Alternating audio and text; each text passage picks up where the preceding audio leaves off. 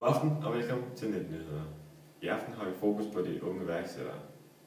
Antallet af unge iværksættere og unge, som gerne vil starte sin egen virksomhed, er steget voldsomt i Danmark. Der er flere mænd end kvinder, som gerne tør kaste sig ud i starte sin egen virksomhed. I aften vil vi interviewe nogle forskellige unges ambitioner om at starte sin egen virksomhed. Hej. Hej. Hvad hedder du? Gunhild Halsen. Hej. Kunne du tænke dig at starte din egen virksomhed? Nej, det tror jeg ikke, jeg kunne. Nej. Hvorfor ikke? Jeg ved det ikke, så det er ikke nogle tanker, jeg har gjort mig. Og det er heller ikke nogle tanker, som jeg tænker på at gøre, indtil jeg er kommet ud herfra. Og så må jeg tage den derfra, for jeg ved ikke nu, hvad jeg vil. Okay. Hej. Hej. Hvad er du? Jeg hedder Linette. Skal jeg bruge den her? Jeg hedder Linette. Ja, okay, Linette. Kunne du tænke dig at starte en anden virksomhed? Nej, Hvorfor ikke, Linette? fordi at jeg skal lave noget andet. Altså, jeg synes, du er en smuk pige. Altså, jeg tror, du kunne tiltrække virkelig mange kunder, sådan, hvis du starter en anden virksomhed. Ja, det kunne da egentlig godt ske. Hårdt arbejde. Nå, Jeg har ikke rigtig nogen idéer. okay. Men det kunne du få hen ad vejen, så kunne du så tænke dig, hvis du havde idéerne. Altså ja, så kunne det da være spændende nok, tror jeg. Okay. Lige nu er på vej til den her dør. Vi ved ikke, hvem der er der. Men nu ser vi, hvem der er herude. Og her er der 2 unge drenge og en unge pige. Så lad os lige starte fra enden af. Og må jeg lige forstyrre et øjeblik? Det må du i hvert fald. Hvad hedder du? Jeg hedder Josefine. Hej, Josefine. Hej. Josefine, kunne du tænke dig at starte en anden virksomhed? Jo, det kunne jeg faktisk godt. Fedt. Hvad kunne du tænke dig at lave, hvis der var et slags virksomhed? Jamen, jeg ved ikke helt, hvad jeg ved nu, men det kunne være rigtig spændende i hvert fald. Ja. Men det kræver jo et stort ansvar. Ja. Altså, vi kan se, at du har en fed tøjstil, så kunne det være noget med tøj at gøre?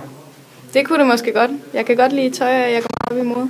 Okay. Jamen, ved du, hvad det kræver at åbne sin egen virksomhed?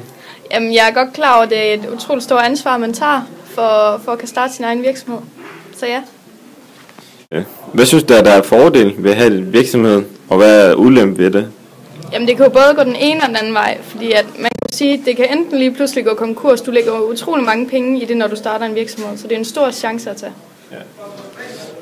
Jamen, er det ikke også ulempe, at du skal hele tiden være der, og så arbejde selv, og det, altså alt ansvar, det ligger på dig, og ikke bare du arbejder for en anden, for eksempel?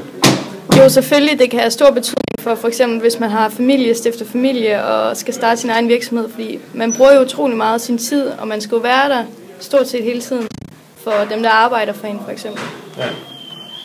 Jamen, tak for det, Josefine. Vi går videre til Mr. DJ. Okay. Ja, det er svært at sige. Hej. Hvad er du? Sebastian. Hej, Sebastian. Jamen, Sebastian, kunne du starte din egen virksomhed? Ja, det kunne jeg da. Ja, det ved jeg godt. Okay, hvad for en slags virksomhed vil du gerne starte? Inden for bilbranchen. Bilbranchen? Nå, så du går lige noget med biler at gøre? Ja. Hvorfor kommer vi med sådan en fucking flame, svar? Det er sgu da lidt dumt spørgsmål, det der hele. Okay. Vi tager frakøb med, ikke? Vi har spurgt om, okay.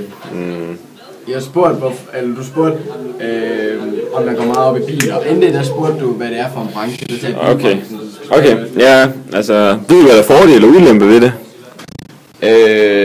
Altså fordelen ved det, det er, at hvis det er en stor bilvirksomhed, du tager, altså Audi, BMW eller noget, så der er mange penge i det. Ulemperne ved det er så, at det er jo ikke helt din egen virksomhed, det er jo et brand, der ejer det, men du er direktør på virksomheden. Okay, altså du nævner noget med penge. Er det din motivation? Er det penge? Nej, okay. Hvorfor? Fordi at jeg går meget op i det, og min familie har mange i min familie har haft sin egen bilvirksomhed. Okay, så det er noget med brønden, din familie har, så du vil også gerne... Slægtning. Okay. Jamen det er jo spændende, og held og lykke med dit projekt engang. Tak skal du have. Ja. Så går vi herover. Jamen, hej. Hej. Hvad hedder du? Frederik. Jamen Frederik, kunne du tænke dig at starte en anden virksomhed? Ja, det kunne jeg godt. Jamen, hvilken slags virksomhed vil du gerne starte? Jeg har ikke rigtig lige fået idéen endnu til, hvad det skulle være. Okay. Bare et bud. Ej, det ved jeg sgu ikke. Bare et bud for helvede. Det ved jeg ikke. Okay. Jamen ved du, hvad fordele og ulempe ved at have sin egen virksomhed? Jamen, fordel er, at du er selvstændig. Altså, du er din egen chef. En ulempe, det er selvfølgelig, at du tager en økonomisk risiko. Hvad skal det til, for at du starter en egen virksomhed? Jamen, det kræver noget kapital til at kunne starte den inden. Og så skal man lige være helt forberedt. Og det synes du ikke, du er lige nu? Ej, det kræver lige lidt mere forberedelsestid, og så er kapitalen heller ikke helt til det. Jamen, hvor gammel er du lige nu? Jeg er 17 år. 17 år? Der er masser af tid nu, så det skal vi nok finde ud af. Held og lykke med det i hvert fald. Jo, tak. Ja. Slut herfra.